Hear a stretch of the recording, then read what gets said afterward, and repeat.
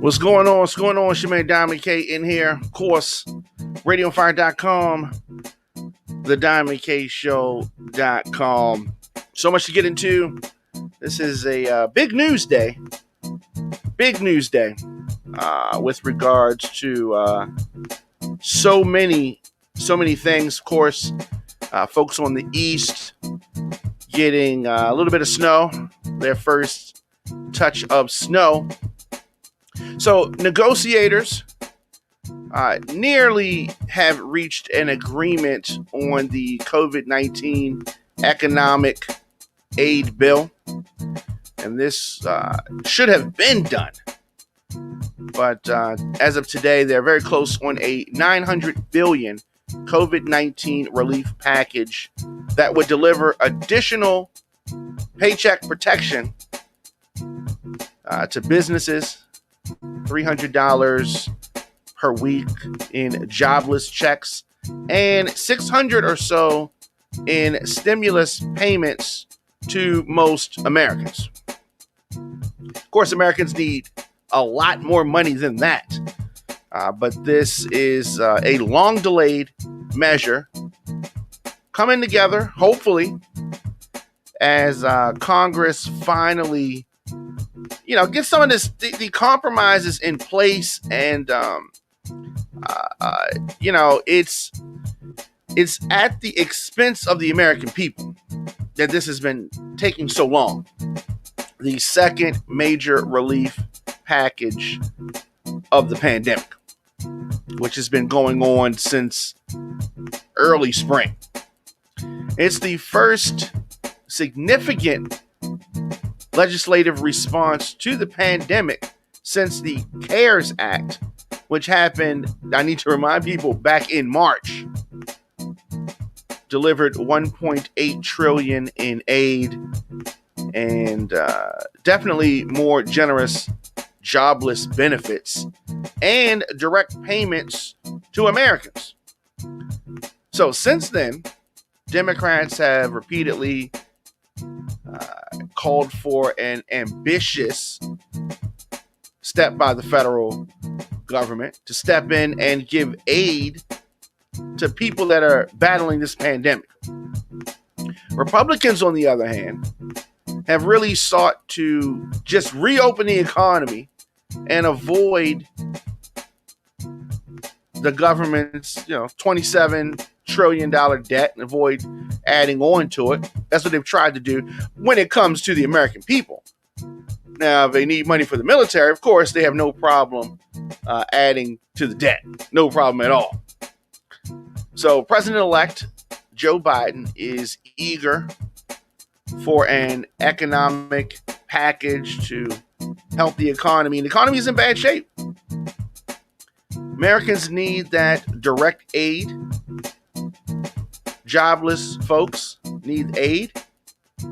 Hungry, and even though it definitely falls short of what is needed, Joe Biden called the potential emerging package an important down payment and promised more for Americans next year. For their part, Republicans seem to be anxious to get some aid going. Because here's the thing, Christmas is here. These Congress members are going to go home for the holidays. They're good. They're in good shape. Many of their constituents, not so much. It looks crazy that they're about to go home and nothing's been done. Since March, these folks that are elected in Congress are sitting pretty. Best health care. They got money. All these things, right? The average American needs help right now. So we send these folks into Congress. And since March, y'all haven't been able to come together for nothing. But they claim Mitch McConnell, this guy of Kentucky, told reporters this morning that they have made major headway toward hammering out a bipartisan relief package. I've heard this before, so we're going to talk about it. We're going to report it, but we've been here. I just feel like we've been here before, and nothing has come of it. So we're going to have to see. We're going to have to see, but it is necessary. Now, how much of this is he trying to get through to actually help Republicans in this Georgia Senate race runoff? Because Republicans are fractured right now. Democrats, as it relates to this Senate race, need this. And whichever way it goes, this is a razor thin margin that we're talking about. Razor thin. Whoever wins this Georgia Senate runoff is going to have, if it's the Democrats, are going to have a very thin majority. In some instances, depending on what the actual legislation is, they may not even have the majority, but it just depends. So I'm looking at this talk of negotiations on this COVID bill, very skeptical. We do have this runoff going. Democrats have momentum. Republicans look like crybabies. Conservative tears because of Donald Trump's loss. So anyway, I'm looking at this with very, very skeptical eyes. So details are still being worked out. Lawmakers on both parties, Republicans and Democrats, said that leaders had agreed on some top line total of about $90 billion. With direct payments, perhaps $600. That's half of what they gave Republicans in March, and they need it even more now. But anyway, perhaps $600 to most Americans, and $300 per week bonus federal unemployment benefit to partially replace the $600 per week benefit that expired over the summer. I find it so disturbing the way Republicans want to hold the American people's money like it's their money. It's not your money. But they act like it is. So direct payments, $300 per week in bonus, what they call bonus unemployment benefits. Okay, also includes the renewal of extra weeks of state unemployment benefits for long-term jobless. More than $300 billion in,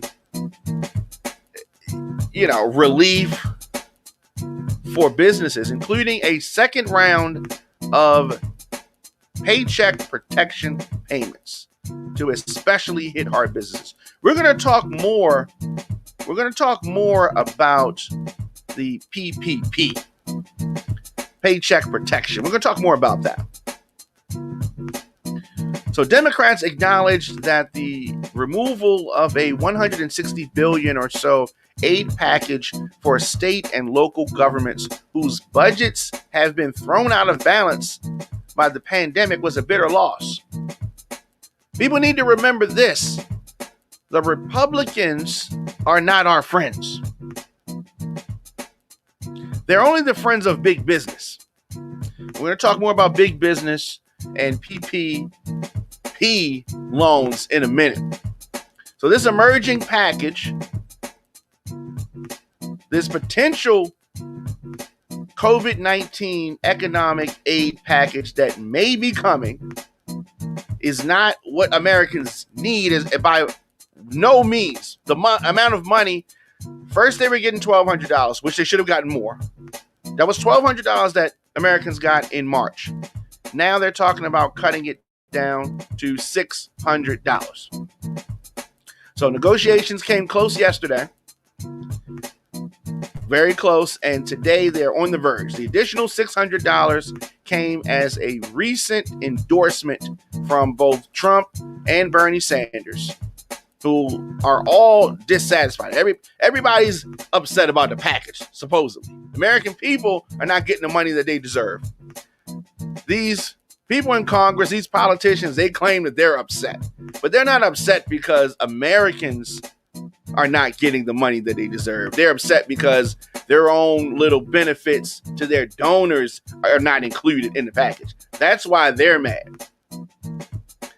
Bernie Sanders said today that everything that is in the package is vitally needed.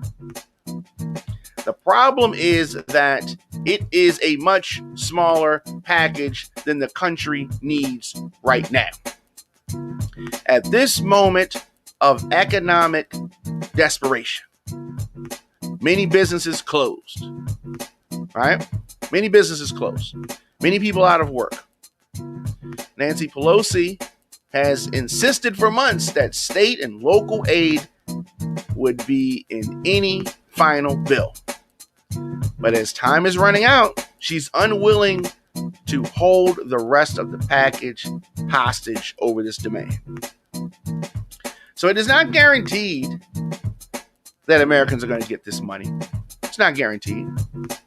They'd like to see it happen, but big corporations seem to be the only people that really and truly are important to Congress. For the most part, Congress is getting ready to close up shop. They are getting ready to go on their vacation. So how much does your congressperson really care about you? People in your community? How much? We're going to see. We're going to see how much they really care. Just tune in as the Diamond K Show here on RadioOnFire.com, at the Diamond K Show, at Radio On.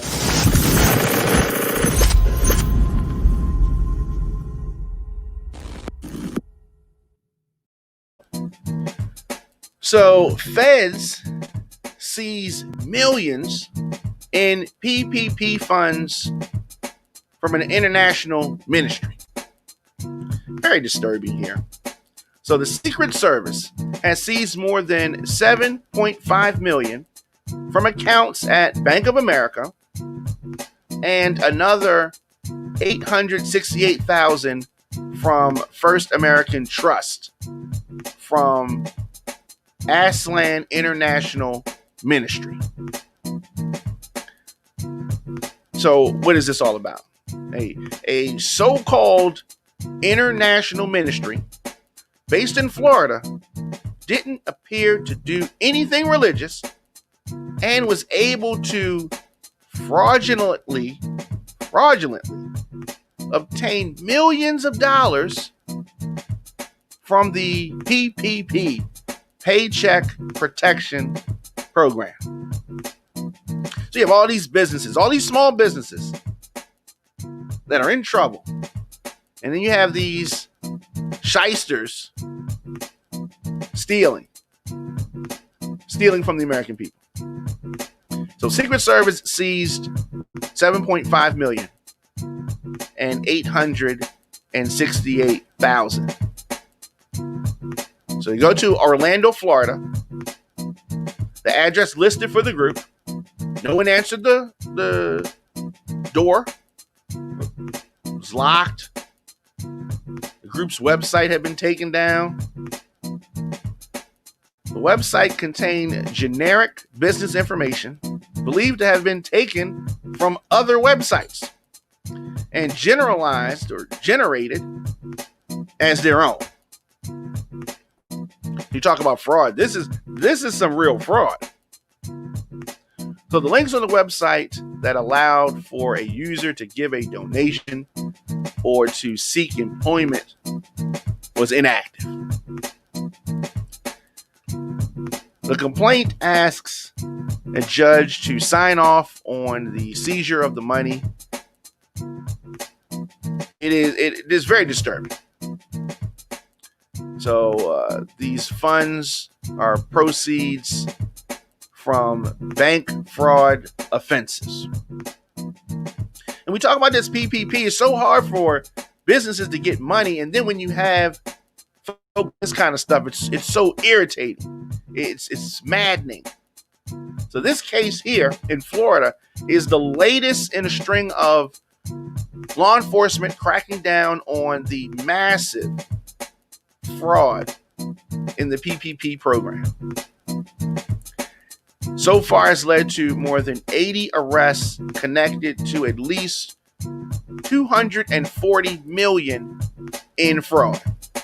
The Secret Service alone has some 700 pending PPP-related investigations.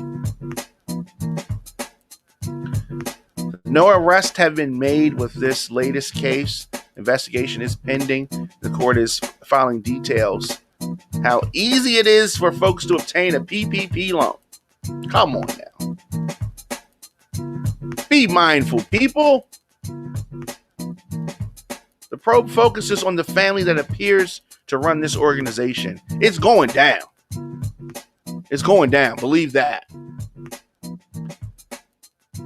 So the application filed in 2018 for Aslan International to conduct business in Florida listed one man as the chairman and president, his son as the vice president and director, and his daughter as the secretary and director.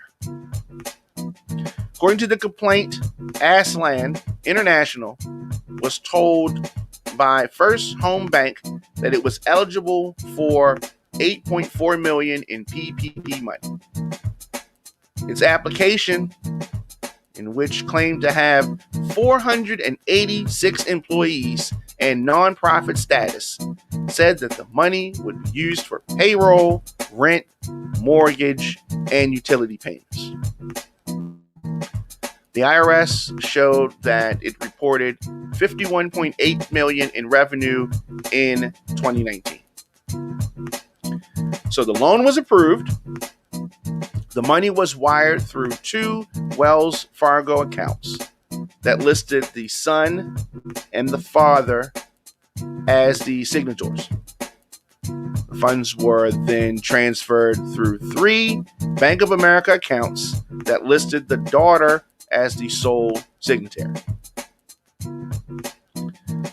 So Secret Service discovered that $868,250 of money was sent through the Royal Bank of Canada account in the name of another woman with the same last name as the three family members, and then to a First American Trust Bank account that held the name of the First American Title Insurance Company.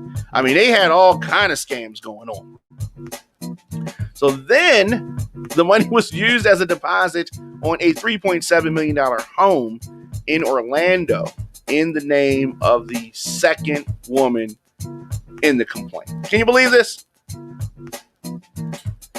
Can you believe this? In September, officers from the Florida Highway Patrol stopped a vehicle for speeding on I-75, and 4 family members were in the car, according to this complaint. Authorities said that in the car they found external hard drives, a document shredder, multiple credit and gift cards, laptops, as well as a handwritten note that the Department of Homeland Security had frozen their bank accounts.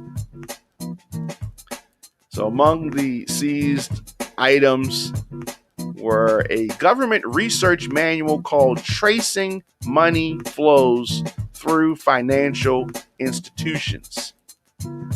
This is fraud personified. This is fraud personified. So hopefully this crime syndicate will get exactly what they deserve. It's crazy. Just tuning in to the Don McKay Show here on Radio on Fire. RadioOnFire.com, the DonMcKayShow.com. Christmas night, Jingle Jam, 6 p.m., Radio on Fire. youtube.com/radio on fire, facebook.com/radio on fire, or just radioonfire.com. So we're having a voters rally for this Georgia Senate runoff and a virtual concert Christmas night. I definitely hope that you can join us. Do this, take a quick break, and we'll be back with more of the show after this.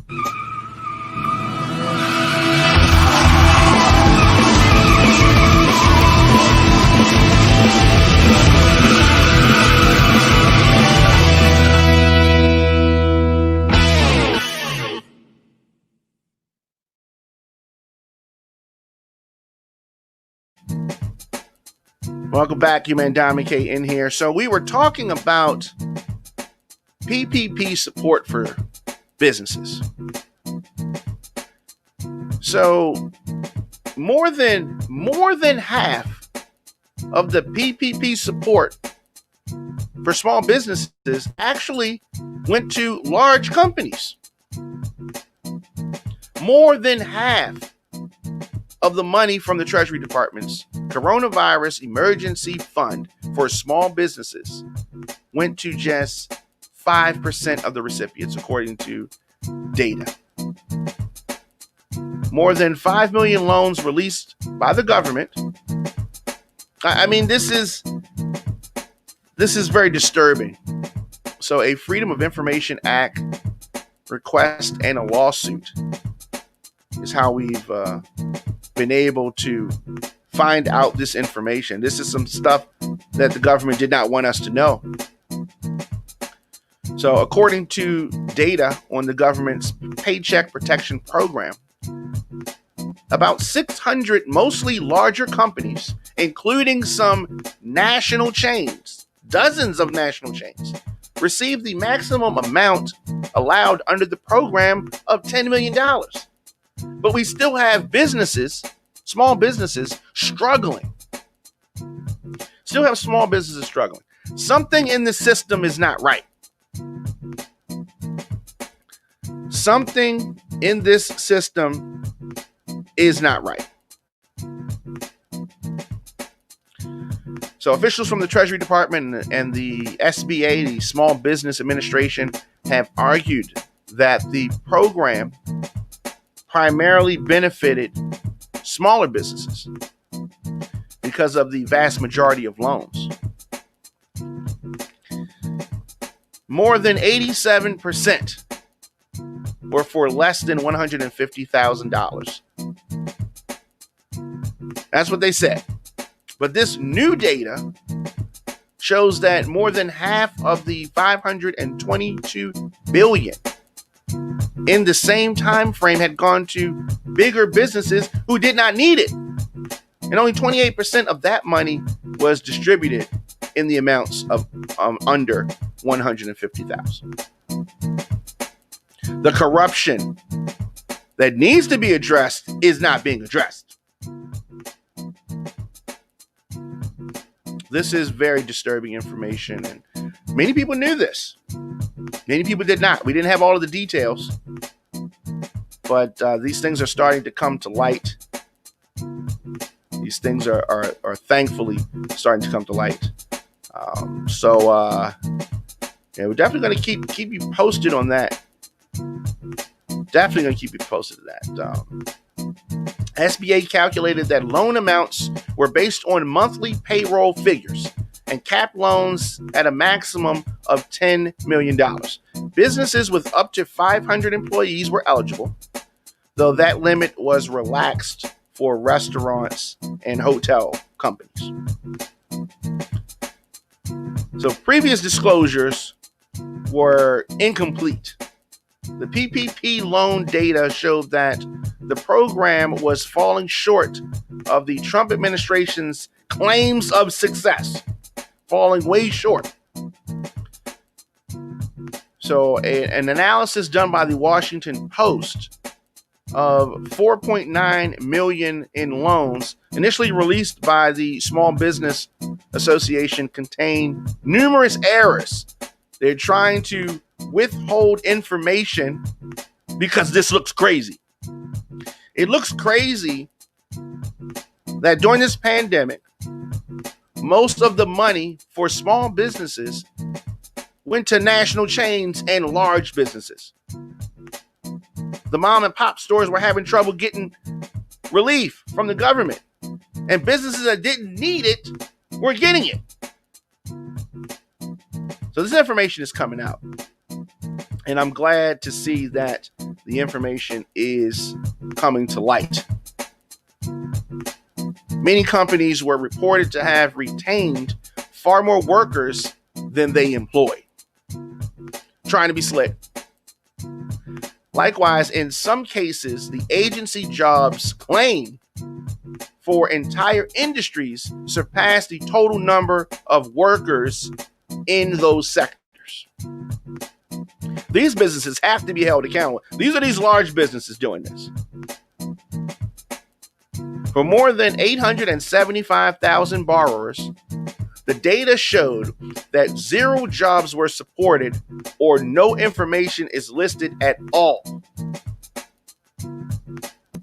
And then they're trying to give the American people $600? These are the types of things that we have to focus on.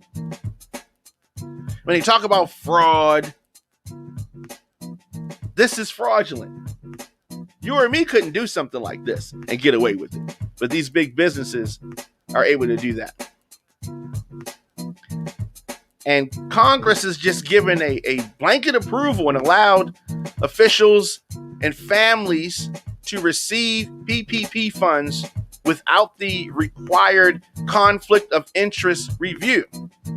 What am I saying? I'm saying that Congress was giving the okay to their family members who had businesses without putting them through the same type of process that you or me would have to go through. No conflict of interest, nothing. Isn't this the kind of stuff that mayors in Baltimore have trouble with? People throw mayors in Baltimore under the bus for this kind of stuff. But congressmen and women, they do it with no problem. Nobody says nothing. So the Post filed a Freedom of Information Act request, FOIA request, for a complete record about the lending program back in the springtime, April 24th to be exact. And after the SBA failed to respond in the time required by law, the Post and 10 other national news organizations sued for the release of the records on the PPP and a separate smaller loan program, the Economic Injury Disaster Loan Program, which is also called the EIDL.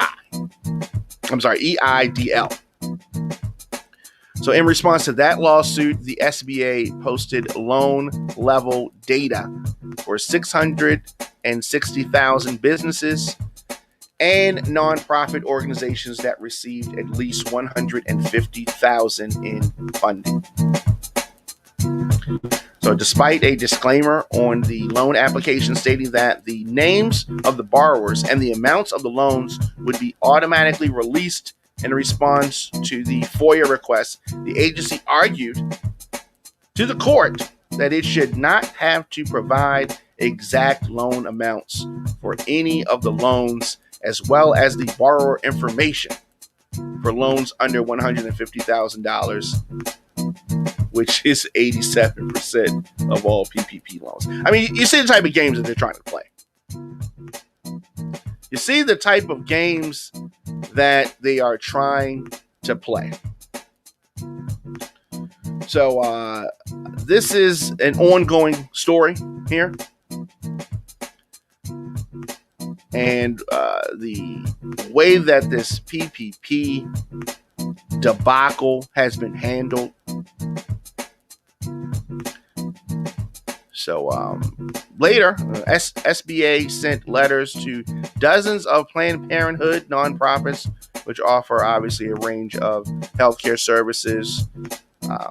That's one of the thing. Loan recipients included independent contractors like Uber drivers, franchisees of international brands, healthcare workers, nonprofits, churches, schools, Wall Street investment firms, and others. The Trump administration removed a restriction on businesses that profit from gambling after the gaming industry argued that they should be eligible. Strip clubs and payday lenders argued that their businesses had been hurt by the virus as well, and many of them ended up getting loans as well. So here's where we are with this. This is a disaster. This is a disaster. Just tune in as you may, Diamond K, RadioOnFire.com, TheDiamondKShow.com.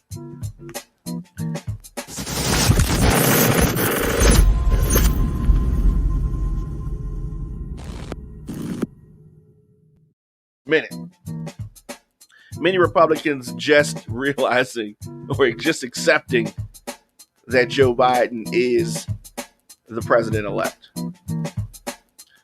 So Joe Biden is calling Pete Buttigieg, his transportation nominee, the new voice. So he introduced his former rival, the Democratic primary, Pete Buttigieg, as his nominee for transportation secretary today, officially, saying that the 38-year-old can be a new voice in the fight against economic inequality, institutional racism, and climate change. I think that this is a good pick. Of course, you know that Buttigieg is the former mayor of South Bend, Indiana, and he would be the first openly gay person confirmed by the Senate to a cabinet position. So this is a milestone, and ultimately I have not had any major issues with Biden's selections. There have been some selections that have been, kind of suspect, but for the most part, I mean, you're not going to like everything that everybody does. Not going to like everything that everybody does, but Joe Biden did talk about Pete Buttigieg, and Buttigieg gave some comments as well. Nominees to our cabinet. They're people of the highest character, varied experiences and backgrounds. They're going to help us beat this pandemic, keep us safe and secure, and build our economy back better than it ever was. They include longtime colleagues and new faces and new voices. They include people who share my views and those who have different views. They include people who supported my campaign. Yeah, so, for the most part, the president-elect has been, he's been playing it cool, doing what he needs to do, understanding that Trump is not making things easy for him. He's setting off landmines, talking about Trump setting off landmines in the White House. Because he's upset that he's on his way out. Biden said that Buttigieg offers a new voice with new ideas, determined to move past old politics. We need someone who knows how to speak and work with state, local, and federal agencies. Biden noted that highways are in disrepair and that some bridges are on the verge of collapse. This is all true. Beyond the standard transportation fixes, which are easier to promise now for administration to get through Congress, Biden wants to rejuvenate the post-coronavirus pandemic economy. He wants to get things flowing and create thousands of green jobs and make environmentally friendly and public work improvements. These are things that we desperately need. On the other side of this pandemic, there's a lot of work to do. There's a lot of work to do.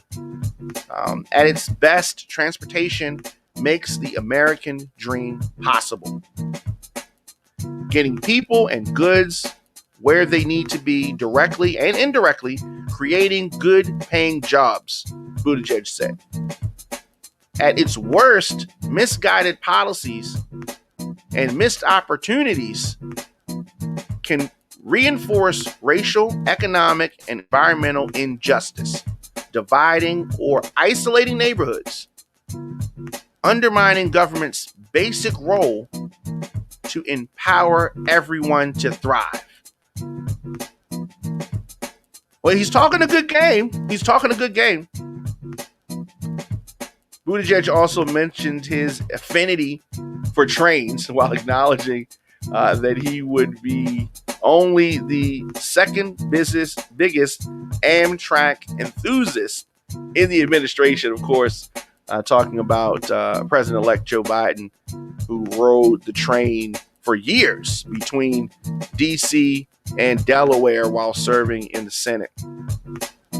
Buttigieg also mentioned that he proposed to his husband at Chicago O'Hare International Airport. That was random. Buttigieg, of course, was the only cabinet choice after Biden's defense secretary nominee, retired Army General Lloyd Austin, to appear at a solo announcement ceremony rather than be introduced with other picks. So you feel strongly about this one. They rolled the carpet out for Buttigieg, and Vice President-elect Kamala Harris joined via video conference from D.C. because of the snowstorm.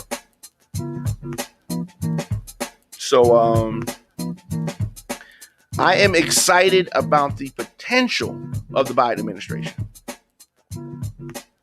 And when the transition takes hold and Biden is sworn in, I plan to hold the Biden administration accountable for their actions, just like I would anybody else. And I hope that you do the same thing.